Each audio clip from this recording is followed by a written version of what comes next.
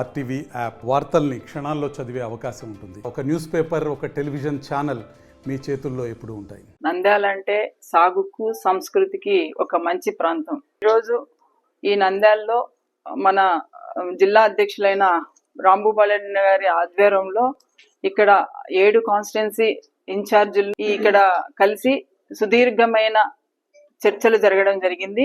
ఈ చర్చల్లో కూడా మాకు ప్రతి కాన్స్టిట్యున్సీ నుంచి 7 కాన్స్టిట్యున్సీ నుంచి వచ్చిన ఇన్ఛార్జీలు వారి అభిప్రాయాలు కూడా తెలియజేయడం జరిగింది. వాటిని అన్నిటిని కూడా పార్టీ పెద్దల దృష్టిలో పెట్టి సరైన నిర్ణయం తీసుకుంటూ ఖచ్చితంగా ఈ పార్టీకి మళ్ళీ మా జగన్మోహన్ రెడ్డి గారిని సీఎం చేసుకోవడానికి ఖచ్చితంగా కృషి చేస్తాం. రెడ్ బుక్ రాజ్యాంగం వచ్చి ఎంత పరిస్థితి తీసుకొచ్చారంటే నిజంగా వాళ్ళు ధైర్యంగా తిరగలేని పరిస్థితి ఈరోజు ఈ కూటమి ప్రభుత్వం తీసుకురావడం జరిగింది. నేను ఒకటే విషయం చెప్తున్నాను, వీరు చంద్రబాబు నాయుడు గారు ఈ సూపర్ 6 అని గతంలో చెప్పి ఈరోజు అధికారంలోకి రావడం జరిగింది. సూపర్ 6 అంటే ఏంటని నేను అడుగుతున్నాను.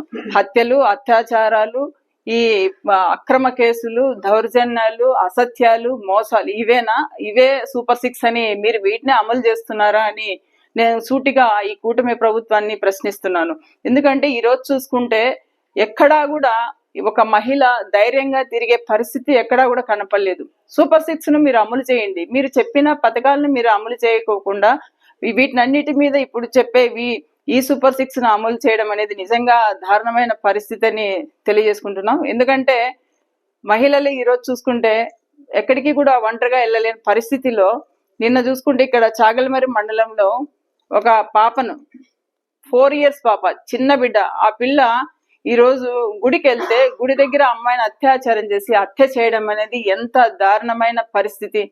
అది ఒక ఎందుకంటే అంత చిన్న పిల్లని కూడా చేయాలన్న ఇది కలిగిందంటే ఆ కామందునికి ఎందుకు అంత ఇదంటే కేవలం మద్యం. ఈరోజు మద్యం అనేది విచ్చలవిడిగా దొరుకుతుంది, ఏరులై పారుతుంది. ఎక్కడ చూసినా మద్యం, గుడి లేదు, బడి లేదు, ఎక్కడ చూసినా మద్యం.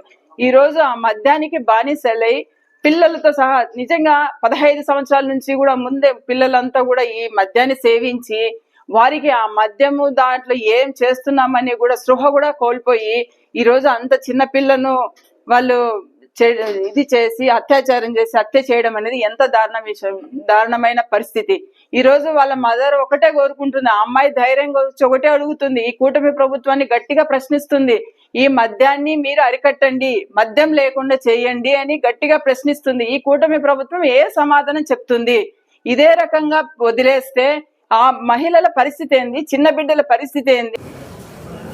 అంతకుముందు తెలుగుదేశం నాయకులు వాళ్ళేదో మా వైఎస్ఆర్సీపీ గవర్నమెంట్ ఉన్నప్పుడు అవి ఇవన్నీ మాట్లాడడం జరిగేది. కానీ ఇప్పుడు వాళ్ళే దోపిడీకి మొత్తం అంతా కూడా చేయడం జరుగుతుంది. ఇప్పుడు గ్రావెల్ కానీ లేకుంటే ఇంకొకటి కానీ బియ్యం ఒకసారి చూసుకుంటే పాణ్యం రాంభూపాల్ రెడ్డి తాండాలో మొత్తం ఎంపీ గారే వచ్చి శబరి గారు వచ్చి మొత్తం ఈ బియ్యం అంతా పట్టుకున్నాను. ఇవన్నీ కూడా అంతకుముందు వైఎస్ఆర్సీపీ గవర్నమెంట్లు చేసినారని చెప్పి ఇప్పుడు ఉండేది తెలుగుదేశం గవర్నమెంటా లేకుంటే వైఎస్ఆర్సీపీ గవర్నమెంటా?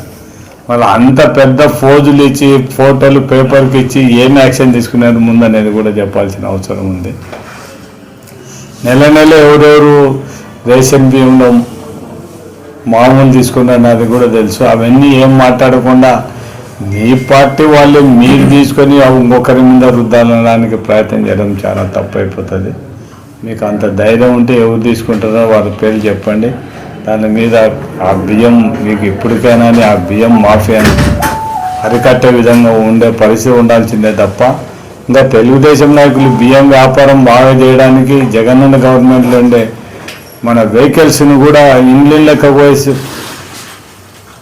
మన డోర్ డెలివరీ ఇచ్చే పరిస్థితి ఉండేదాన్ని కూడా అవైతే ఖచ్చితంగా డోర్ డెలివరీ ఇచ్చే పరిస్థితి లేదు. ఇదే డీలర్ల దగ్గర అంటే సగం మంది కొంతమంది తీసుకుంటారో తీసుకోరో, కొంత దూరం ఉండి తీసుకోరు.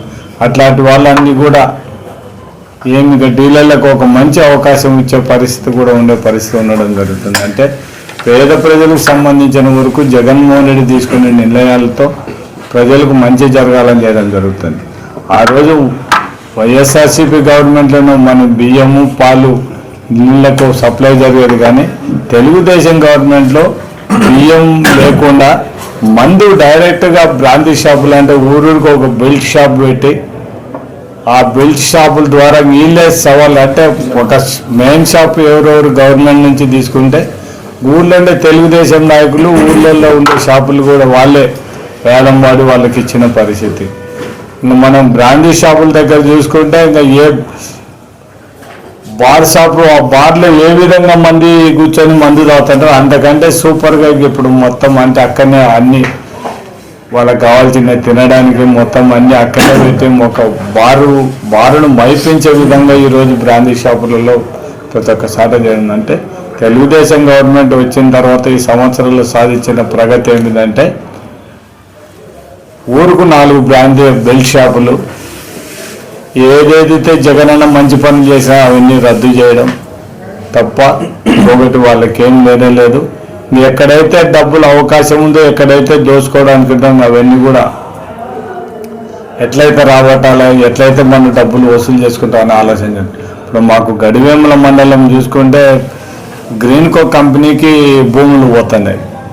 దానిలో మొత్తం అంతా కొంతమంది రైతులు అసైన్మెంట్ అయితేనేమి ఇవన్నీ కూడా మొట్టమొదటి నుంచి కూడా మేము వైఎస్ఆర్సీపీ గవర్నమెంట్ ఉన్నప్పుడు కూడా ఒకటే చెప్పారు, ఎవరైనా నిజమైన రైతు ఎవరు ఉన్నారో ఎవరైతే సాగులు ఉన్నారో ఎవరైతే అటువంటి రైతులకు ఎవరికి అన్యాయం జరగకుండా గడివేపుల మండలం నుండే రైతులకు అందరికి కూడా పక్క ఊరైనా ఇంకొక ఊరైనా వాళ్ళకందరికీ డబ్బులు ఇవ్వనేది ఆ రోజు నుంచి ఈ రోజు వరకు కూడా అదే చెప్తారు. కానీ ఇప్పుడు సమస్య ఏమొచ్చింది, రైతుల దగ్గర మొత్తం వీళ్ళ అందరు రైతులను బెదిరించి మొత్తం బ్యాంకులో అకౌంట్ ఓపెన్ చేసి అకౌంట్ దగ్గర నుంచి ముందుగానే ఇంకా గ్రీన్కో వాళ్ళు తీసుకుంటారు. ఇంకా గవర్నమెంట్ డబ్బులు ఏంటోళ్ళకి చెక్కులు అడ్వాన్స్ చెక్కులు ఎవరెవరైతే లీడర్లు ఉన్నారో వాళ్ళందరూ కూడా అడ్వాన్స్ చెక్కులు తీసుకోవడం జరిగింది. మేము ఉన్నప్పుడు ఏ రైతు కూడా ₹1 తీసుకోకుండా అందరికీ డబ్బులు ఇప్పించిన ఘనత వైఎస్ఆర్సీపీ గవర్నమెంట్.